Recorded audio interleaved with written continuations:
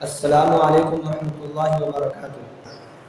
ہم میں سے بہت سارے لوگ یہ نہیں جانتے ہیں کہ اللہ تبارک و تعالیٰ کے علاوہ بتوں کی پرستش کب اور کیسے شروع ہوئی۔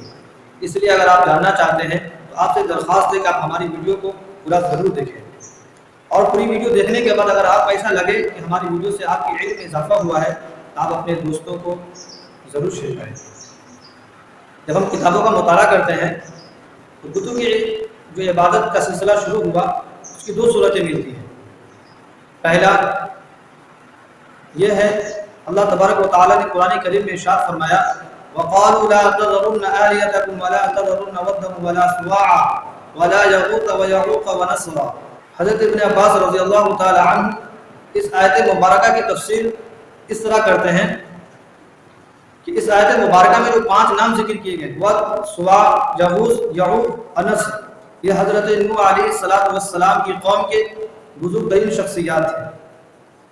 جب ان کا انتقال ہو گیا تو شیطان نے حضرت نوح علیہ السلام کی قوم کے دلوں میں یہ وہم ڈالا کہ ہمیں ان بزرگوں کو یاد رکھنا چاہیے، لہٰذا یہ بزرگ ترین شخصیات بقید حیات جس مقام پر رہا کرتے تھے، جس جگہ قیام کرتے تھے، وہی ان کا مجسمہ بنا کر جو ان کا نام زندہ ہونے کی حالت میں تھا وہی نام ان کے مجسمے کا بھی رکھ دیا جائے۔ لہٰذا حضرت نوح علیہ السلام کی قوم نے شیطان کے بہکاوے میں آ کر ان 5 بزرگ ترین شخصیات کا مجسمہ بنا کر ان کے مقام پر رکھ دیا، لیکن وہ ان مجسمہ کی عبادت نہیں کرتے تھے۔ لیکن ایک عرصہ دراز گزرنے کے بعد جب وہ لوگ انتقال کر گئے، دنیا سے چلے گئے اور نئی نسل آئی تو انہی مجسمہ کی عبادت شروع کر دی۔ پہلی صورت تو یہ ہے کہ اس طریقے سے بتوں کی عبادت کی ابتدا ہوئی۔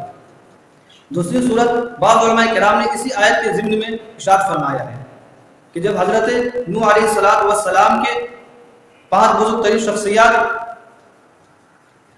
کا انتقال ہوا تو نوح علیہ السلام کی قوم نے شدت غم میں ان کی قبروں پہ اعتکاف کیا اور ان کی تصویر بنانا شروع کی اور مورتیاں بنانا شروع کی۔ آہستہ آہستہ جب نئی نسل آئی تو انہی مورتی اور تصویروں کی عبادت شروع کر دی۔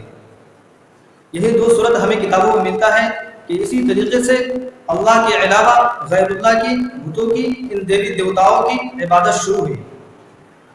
اور ہمیں ان دونوں صورت سے یہ سبق ملتا ہے کہ ہم کسی بھی شخص کی تعظیم و تکریم میں اس حد تک آگے نہ بڑھ جائے کہ ہم اپنے خداؤں کو بھول جائیں اور غیر اللہ کی پرستش کرنے لگیں۔